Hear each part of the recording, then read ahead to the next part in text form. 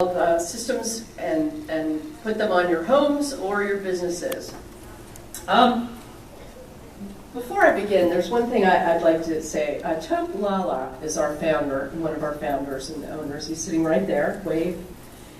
And I want to thank him. One of the reasons I came to work for Solar Energy World is because he told me that he got into this business because he wanted to do more to leave behind a healthier environment, safer environment, and a better environment in general for his children, for his daughters. And that really moved me because I've always felt that this is something that, as Americans, we really need to be thinking about our energy futures, but also for our children, grandchildren, and future generations. He also told me, though, that he's a hard-nosed businessman, which I know and have learned.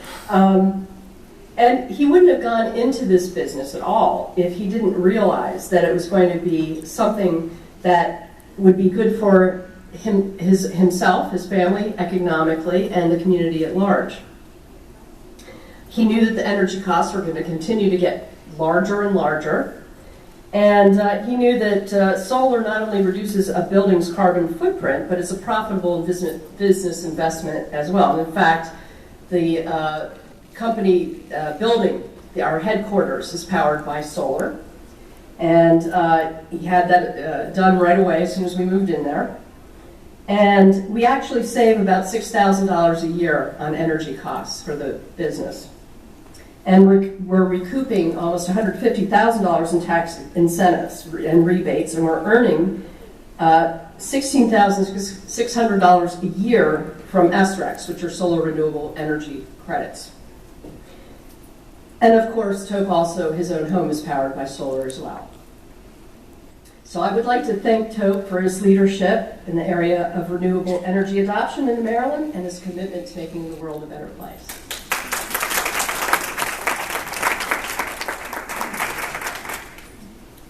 Okay.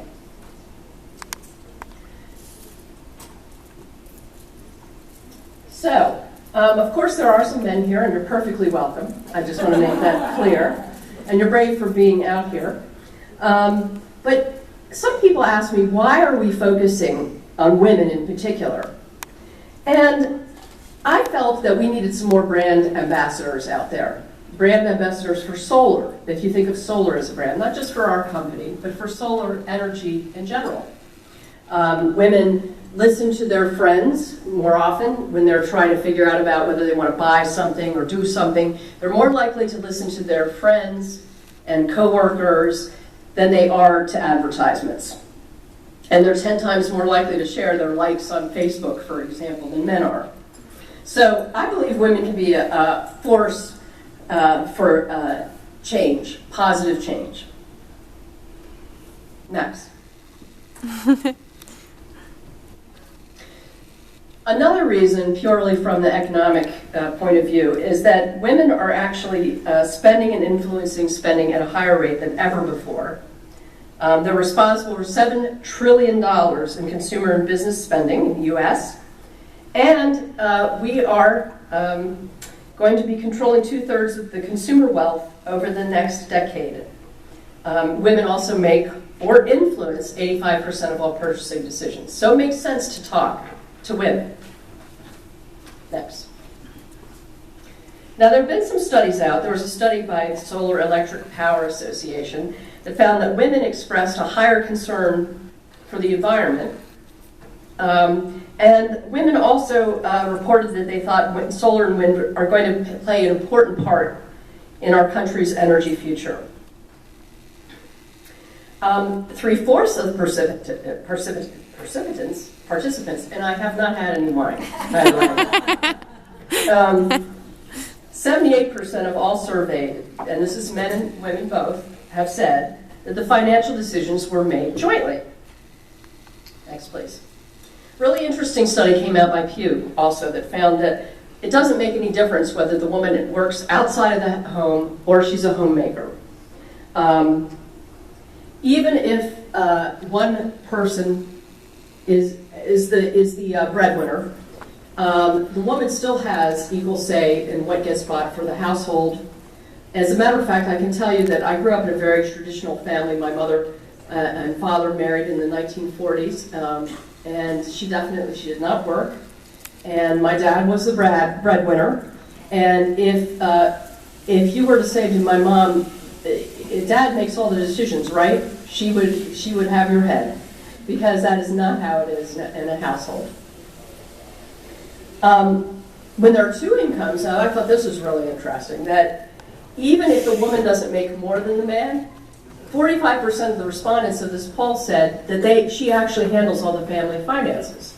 I thought that was really interesting. So the point that I'm trying to drive home is, even if women are either in charge or at least a partner or a strong influencer when it comes to household decisions. Next. So why is there a communication gap? One of the things I found, energy in general is a male-dominated industry. And I don't just mean solar, I mean all the different types of energy, and it just happens to be that way. There are more male engineers, for example.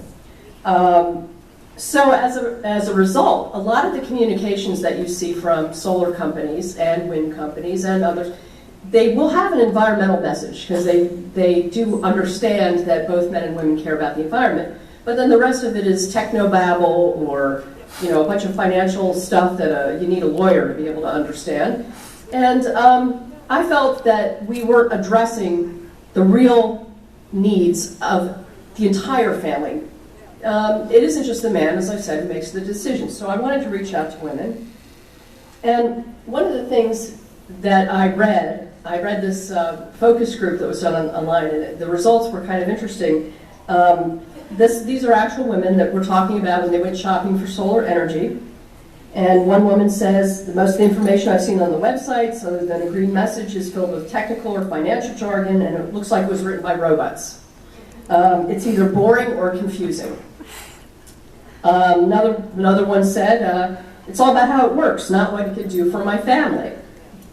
Doesn't address our family's lifestyle. I hear that one a lot. And when I'm too busy for long explanations, don't give me a dissertation on SRECs and bidding prices on the market for the SRECs, and tell me what the bottom line is. I want to know how much it's going to cost, how much it's going to save, and what's the payback. And then the one that I just love more than anything else, and this was not our company, by the way, I want to make this very clear, but this one woman said that the sales guy came to his house and acted like all that she cared about was the environment, and addressed all of the financial information to the man, and she became invisible. But she was the one who pays bills every month. So again, here I am. I'm reaching out to you women. I'm saying, get the word out. How can we do a better job? It starts with an understanding that in most cases, the woman of the house is the family caretaker, whether or not they work outside the house. It is they who, basically, I like to say that there would be no Thanksgiving dinners, birthday celebrations, etc., if the woman wasn't, heavily involved in taking care of everybody. And although women, I'm on the next slide now. And although women are more likely to care about the impact their actions will have on the environment than men, according to a lot of those studies, they worry more about the financial security for their loved ones than they do about going greener. And it makes perfect sense that they would. I mean, everything is costing more now. A lot of the boomer friends I have both elderly parents moving back in with them, as well as teenage kids, or college-age kids who graduated and need a place to stay. College, retirement, everything's going up, including energy costs.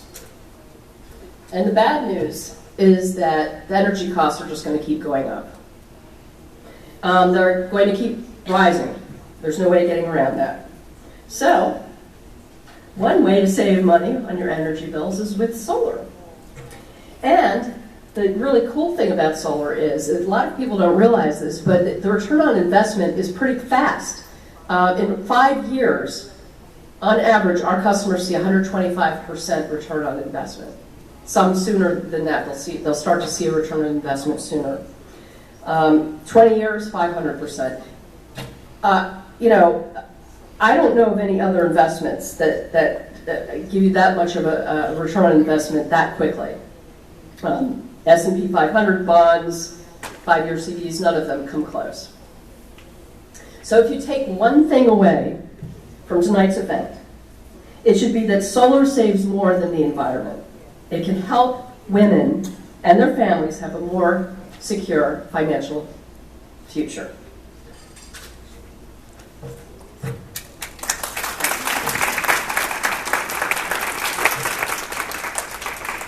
Now, I'm sorry, I'm not going away from the podium yet. I was going to. One of our guest speaker, Ann Elson, who's the executive director of the Howard County Green Business Council, and she's the founder of Elson Energy Consulting. She works with Howard County government. Was going to be speaking tonight. She's here, but she's having voice problems. So, as shy as I am,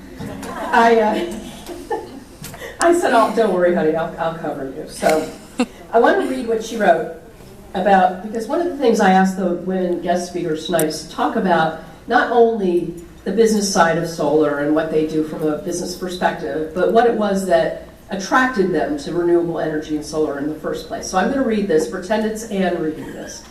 And where is it? Oh, there it is. Okay.